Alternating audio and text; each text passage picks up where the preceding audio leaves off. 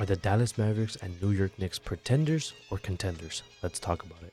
I'm going to be honest. I'm going to say these names. They're not going to be eye-catching, but they're a good supporting cast to Julius Randle and Jalen Brunson. They got Precious, they got OG, they got Bojan, they got Alex Burks, they got Dante, they got Josh Hart, they got Isaiah Hardenstein, they have Jericho Sims when he's healthy, they got Mitchell Robinson when he's healthy, and they have a good young point guard, Miles McBride, off the bench also. They have a really good squad that I feel like can go deep into the playoffs in the East Coast. I was one of the few people that actually thought the New York Knicks scammed the Raptors. I'm surprised that they were able to get OG without throwing a first-round pick for what they gave. They got a player that can play defense and not be a ball handler when they got Jalen Brunson and Julius Randle that can both do that already at a high level. I think getting rid of Emmanuel quickly and RJ Barrett was a good choice on their end. I know there's still some Knicks fans that aren't happy with that trade and saying that that's our entire future right there. Your future is Jalen Brunson. I know he's at the age of 27, but he's literally playing at a superstar level this season and it's only going to get better. And I just want to throw this out here. Has no part of being in this video, but I just want to say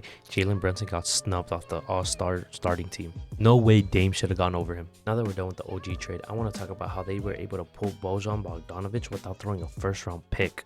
You must be thinking, he's 34, he's not the greatest. He's actually a really good shooter. And now that Julius Randle and OG Anunoby are both out with elbow and collarbone issues, this is a great piece to add to Jalen Brunson while they're both gone by the meantime. And when they're fully healthy, getting Bojan and Julius Randle and OG on that court together is going to be deadly. That spacing is probably going to be one of the best spacings in the league. Now we are going to talk about the Dallas Mavericks. Luka Doncic finally has a center under his name, a real center. Being able to just send Rashawn Holmes and a 2024 first round pick for Gafford is an amazing work by the GM. It's also amazing work for them to send Grant Williams, Seth Curry, and a Dallas 2027 first round draft pick for an up and coming star PJ Washington, who is a great four. These are amazing pickups to help Kyrie Irving and Luka Doncic. This helps them solidify themselves as a top 6 seed, I believe. Kyrie was hurt for half the year, and I believe Luka just needed Kyrie and a little bit more pieces to make himself a top 6 seed. And let's be honest, Luka is the best player in this league. And now that they gave him a real center and a real 4, he's going to dominate even more now.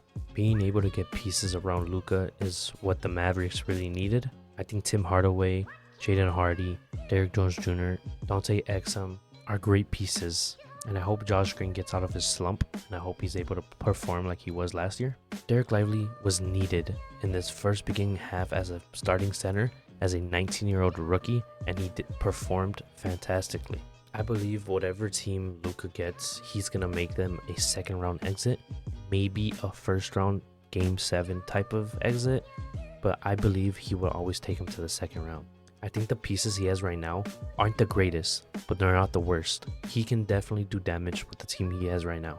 There's a bunch of people that say Dallas lost this because they threw in 2 first-round picks for both players, but I believe they won this just because of who they get. They get Gafford, they get Washington, and I'm not saying they're superstars in this league, but they're players that can help Luka Doncic out and players that can help Kyrie close games out.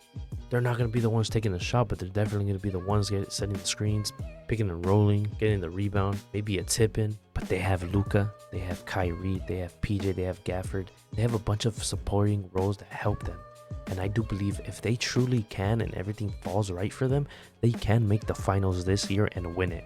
This is the part of the video where I say what 2 teams are. I believe both of them are pretenders, but contenders in upcoming years, if that makes sense. As of right now, I don't think they both have the pieces to make the finals, but if everything falls right for them, they can. But give them a couple years, give them a little bit more pieces, and both of those 2 can be in the finals, even playing against each other. But like I said, that is my mindset. Both of these teams can actually make it this year.